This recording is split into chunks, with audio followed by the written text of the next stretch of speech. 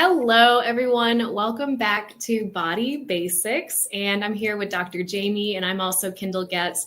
And we're going to be talking to you guys about water, the most important nutritional thing that we need to survive with, and sometimes the most overlooked part of our nutrition. And so Dr. Jamie is going to share with us the body basics, all from head to toe, why we need hydration. And I'm going to let her take it away because whenever she does these talks, I'm always like, what are we going to talk about? And then she just throws all this amazing information, gets you re-excited about taking care of your body. So Jamie, talk to us about water and help us get excited about it. Tell us why we first off need water. Water is life. I'm so thankful that you're having me on to talk about water. So body basics, that water is so essential to the human body. 70% of our body is composed of water. It's vital for our structures and our functions. And it includes cellular function, temperature regulation, cardiovascular health, digestive health, detoxification and waste removal, joint health, immunity, and energy. And most importantly is brain function. All of these things are affected by water because your body is 70% water. So I think that's a great reason to talk about the body basics of water. So Absolutely. Let's jump into it. I would love to hear, because you and I both working in this health profession, what is the number one thing that you see people not doing with their healthcare when it comes to water? Are you seeing under drinking, or what is the number one problem? The number one problem is that people do not hydrate enough. They feel like they are hydrated and they've had a couple glasses of water, but then they're complaining of being cold, having dry skin, being fatigued, being overly hungry when maybe they're thirsty. And so that's what I see to be the biggest problem for most people. And then they say, well, I don't like the taste of water. So how do we give them, let's talk about today, towards the end, we'll talk about some ways that we can make water more accessible to you by not just chugging glass after glass of water. So that is such a good thing. I remember we were talking about this years ago. You got me into this wonderful habit. Can you share the number one habit that helps people start their morning? The number one habit for starting your morning and breaking your fast in terms of hydration and getting your body prepared for the day is before you grab that cup of coffee or tea or cereal or eggs, I want you to have a full glass of water, and I want you to wait until you feel like that is engaged in your system. Some cultures even do only water until they have a bowel movement, and then they break their fast with food. Isn't that interesting?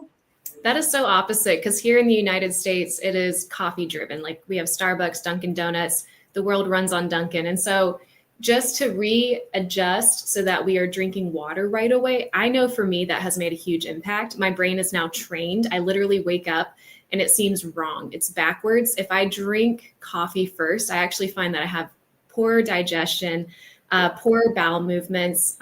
Even my hunger fullness signals get really out of whack, because then if I'm drinking coffee and let's say I'm adding, I used to add sweeteners to that coffee. So if I'm drinking that, then now I'm even more thrown off when it comes to my digestive juices as to what and how much to eat.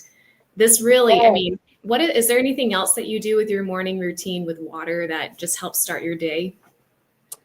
Another thing that I do is I have a water bottle that I'm going to use throughout the day. So I am an AM workout person. So I get up, I have my glass of water, I grab my water bottle like you just showed, and I have rubber bands around my water bottle. And so if my water bottle is 60 ounces and I know that I want to drink 3 of those through the day because I'm doing a heavy, sweaty workout, then I will have 3 rubber bands on the bottom. And as I drink and finish one, I move the rubber band up to the top of the water bottle. And that by the end of the day, if by 2-3 o'clock, if I haven't had the majority of my water for the day, then I just start drinking a little more, because especially as we age, I love to have people slow down on their water and hydration intake after 4 to 5 p.m. so that as we age, you are not getting up and disturbing your sleep to go to the bathroom all through the night. So that's another key, is trying to have most of your hydration done before 4 p.m. Girl, that is my life right now. I feel like I'm in that stage because I am peeing so much with being pregnant. I had no idea how much Yes. water, like really, I am having to work so hard to make sure that before 6 p.m. I have hydrated myself thoroughly because I'm up all night if I'm not doing that. Well, and let's talk about why. One of the systems that I talked about is so important to have adequate water is your cardiovascular and your circulatory system. So whether you're young or old and elderly, you are using the system constantly, and especially when you're pregnant, where you are right now, because you are creating more blood volume. And so a significant part of blood is actually the blood. There's four parts of blood, right? Plasma, platelets, red and white blood cells. The plasma is primarily water. So in order for you to create more blood supply when you're pregnant or after a surgery, especially a cardiovascular surgery that a lot of people 50 plus might have, that you need to have the ability to make more blood plasma, which affects your blood volume. And if you have that, you have decreased stress on your cardiovascular system by helping to maintain that blood volume that can keep your blood pressure up and also circulate nutrients through your body and oxygen to heal tissues, to grow a baby, to develop new organ systems as a young child. And so it really, through the lifespan, it can be so helpful for your cardiovascular system. Absolutely. Another Okay, thing that that's it so does, encouraging. I don't know if you have had this, but as it's gotten colder, I know where I grew up in Michigan, my kind of two hometowns have already had snow. One of them has had like 48 inches in the last week, and we get more cold. And so a lot of people slow down on how much water they're drinking when they're cold. When they're hot, they think, "Ooh, I'm sweating a lot. I'm really thirsty." But when you're cold, it's actually even more important to have adequate intake for temperature regulation. So when you're cool, right, you sweat and the evaporation helps cool your body for temperature regulation. But when you are cold, water will actually help with heat absorption. So it increases your capacity to allow the body to absorb and dissipate heat through the body system. So I worked in Alaska as a doctor in the Aleutian Islands as a nurse practitioner doctor. And I would have so many people. They're represented 34 different countries from around the world on this island during peak seafood processing time. And so people from Africa and the Pacific Rim who really grew up in warm, hot climates, and they would come and have so much culture shock, but also the shock to their body of temperature regulation. And they would come in and they would say, "I'm sick, I have flu, I am so cold all the time." And it was because of the lack of hydration that they didn't anticipate that they would get a lot of different symptoms. And one of those things, water also helps your immune function. So why does it help your immune function? Because mucosal barriers in your respiratory tract, right? Your nose, your mouth, and going down into your GI tract where that mucosal barrier protects from you getting leaky gut and helps you absorb nutrients. All of those maintain a barrier for your immune system as well. And so if you aren't having the hydration to maintain those mucosal barriers, you're going to have impaired immune function. So we say, "Oh, it's cold and flu season." It's also low vitamin D season, and it's low hydration season when the temperatures drop. And the lymphatic system, which is also part of your immune system, is mostly made up of water. And the lymphatic system, right, is what detoxes and takes out those pathogens that the mucosal barriers block and move them out of our body. So I just want to pop in here and ask you a question because I know other people who are watching this are probably going, hang on a second. So when it comes to, because I think this is a common belief that when it gets cold outside, if you go outside and you spend time in the cold, you will get sick. And what I hear you saying is that that is not the case. And I would love for you to maybe, I know this is about water and I love that you're talking on this. So maybe you can even give some more clarity around that because that is the number one thing I hear is, "Oh, I'm getting cold. I need to stay inside. I need to stay warm." What would you say to that? False. So what happens, and I have been talking to my kids about this because we will go, we homeschool part of our weeks, and then I work at different times out of the home. And we talk about this when we're going on our science walk, where we're going our history walk or our Bible walk, and we walk around. So we've had to put on warmer clothes. And I say to them, they say, I don't need my coat, I'm fine. And I say, I don't need shoes, I'm fine. I'm like, it's 24 degrees out. That's how cold it was this morning when we went on our history walk. So I encourage people to wear their warm weather clothing when it's cold out, so their body doesn't have to work so hard to maintain their immune function, their hydration, and their cellular function. And why is that? Because what's your largest organ, right? Do you know that? Yeah, your skin. So your skin is your largest organ. When it's exposed to the cold, your respiratory system is exposed to the cold, it draws water out of you, right? It dehydrates you. You get dry.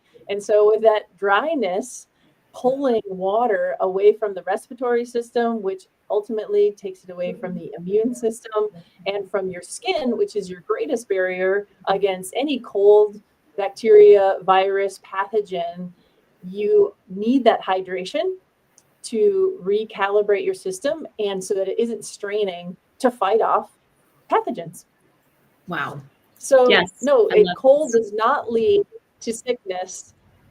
Low hydration and low vitamin D lead to sickness. And those two things drop because the sun goes away faster and the coldness will remove water. Right. So what we're hearing from That's a Dr. great question. Jamie is And it we is need to something get that out. I've been talking to my kids about recently. So I'm glad you asked that. Well, And I I'm love going to have a drink of water right now.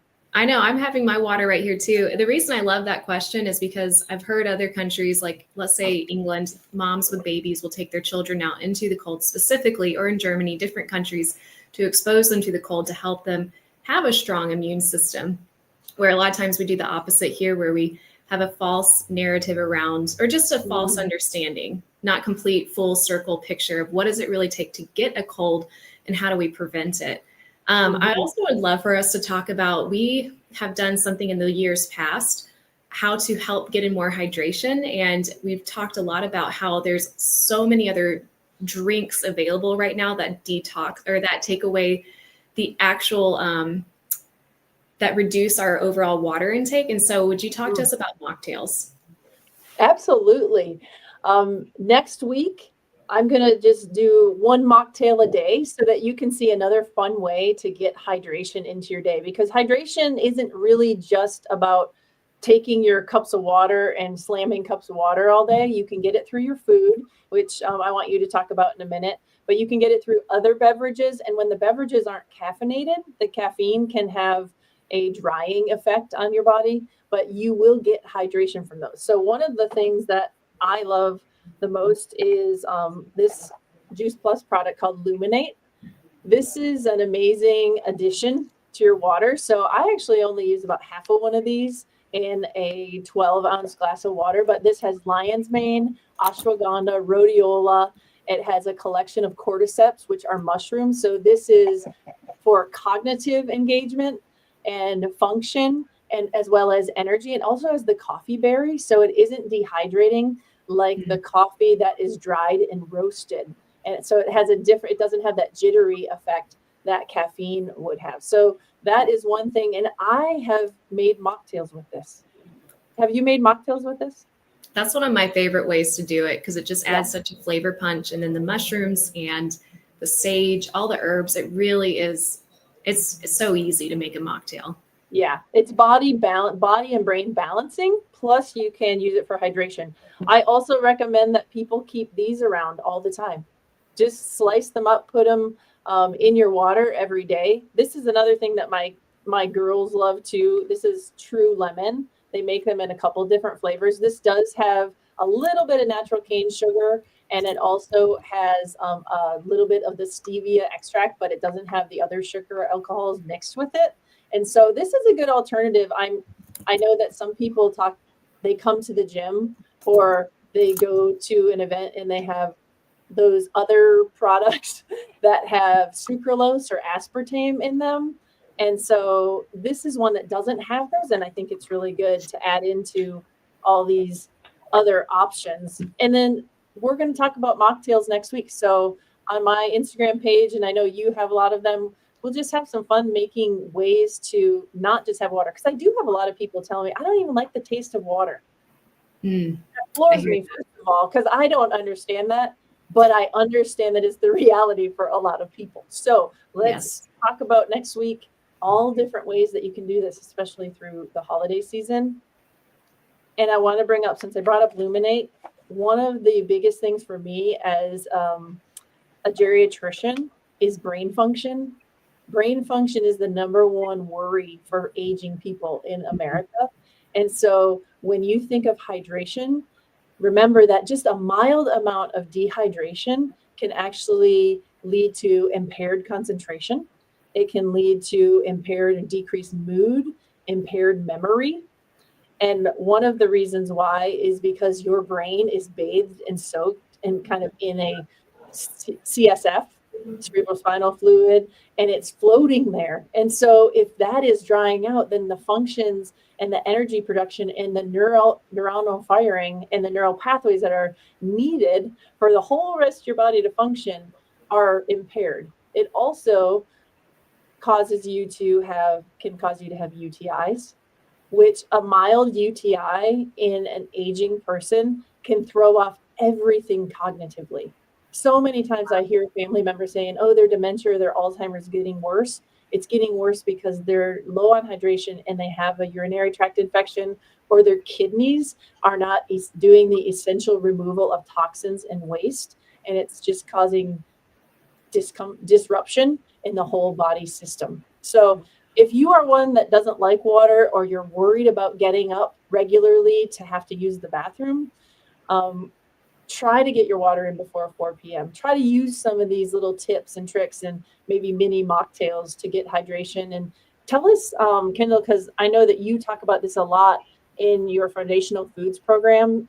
What are the foods that people can eat even in the winter? Because a lot of times in the summer they know, right, the melons and the fruits. What do you recommend throughout the whole year as functional foods to get water?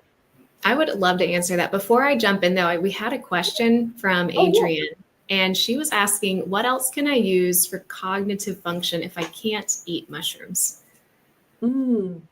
I'm is the mushroom If the mushroom piece is an allergy, one of the things I would wonder is if they're almost pre-digested, like in a powder form, if you Mm, could actually digest them and absorb them without that.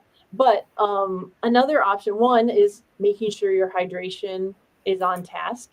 You could also use the adaptogens, which are not don't have to be from mushrooms.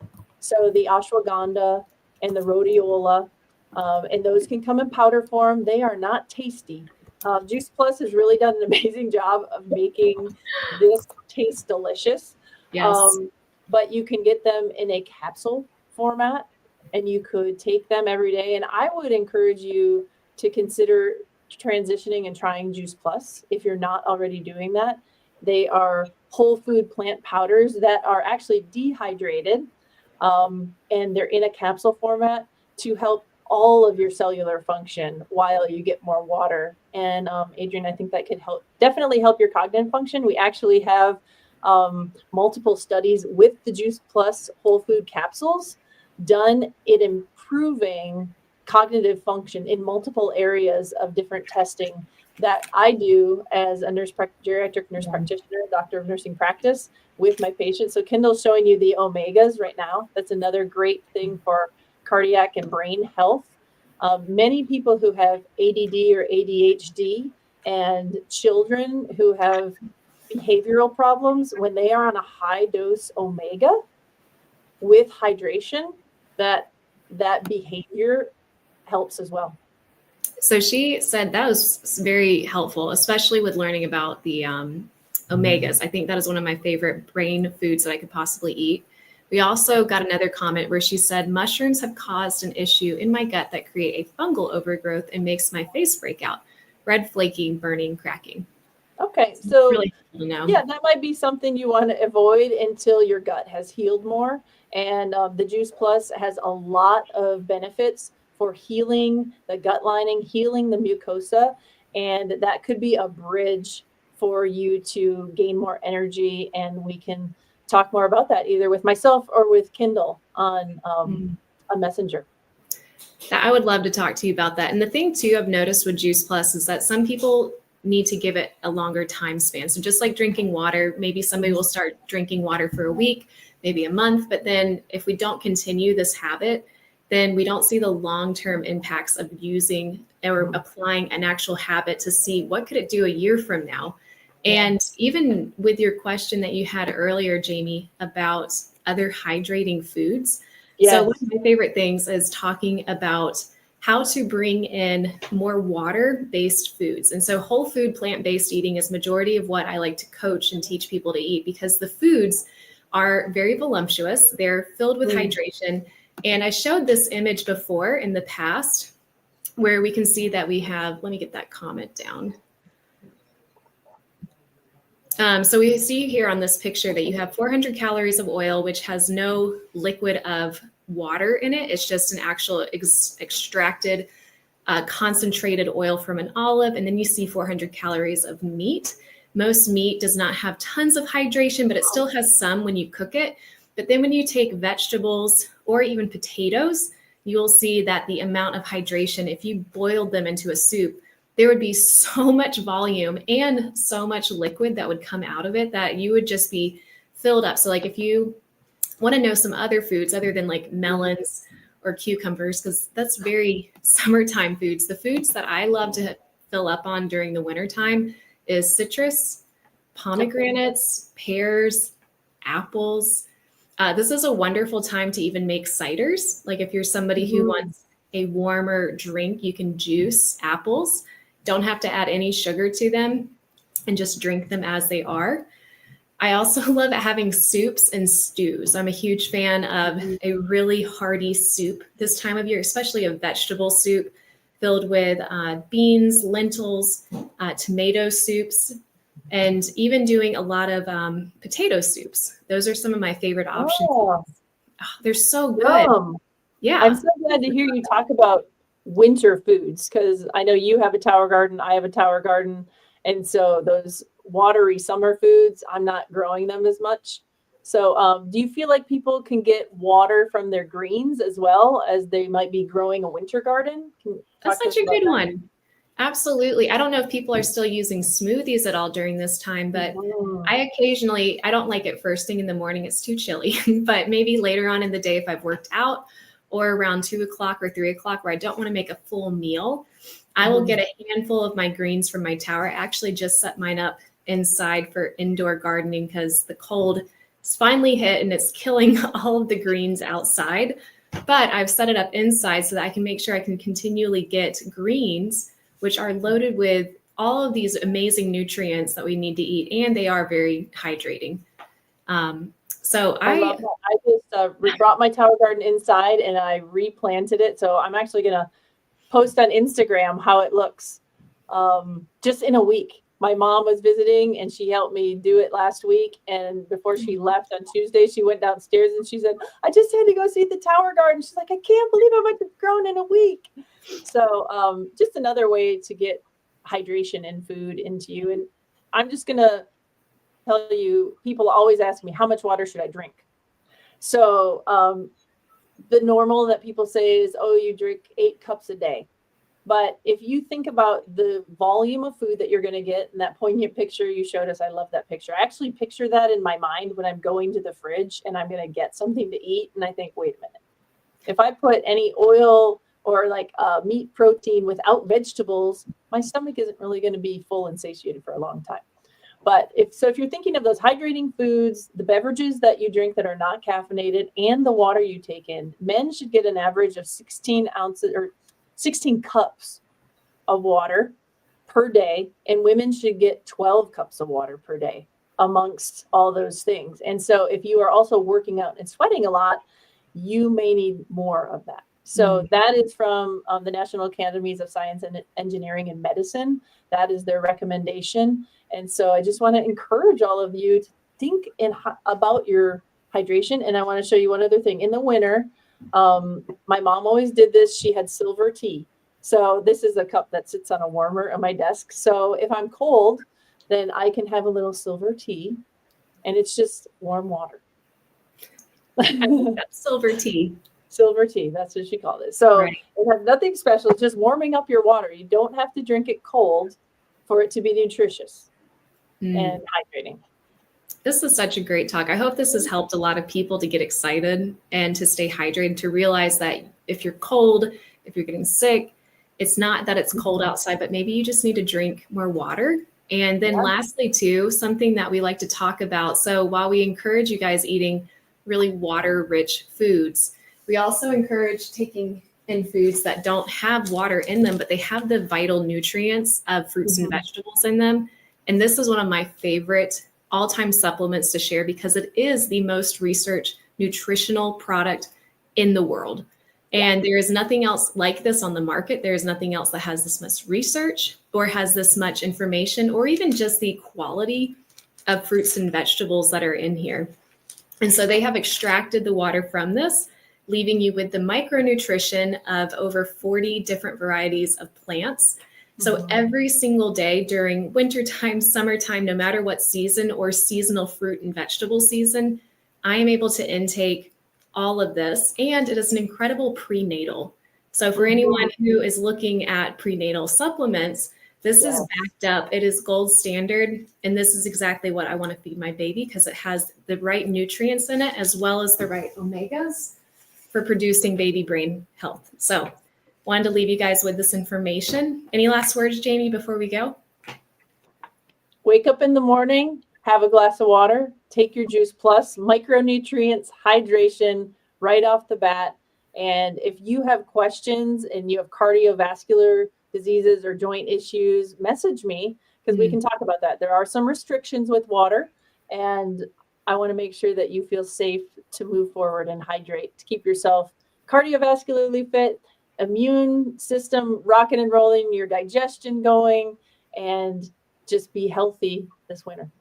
Absolutely. All right, guys, we'll see you next week on Body Basics. Bye, everyone. Bye. Thanks, Kendall.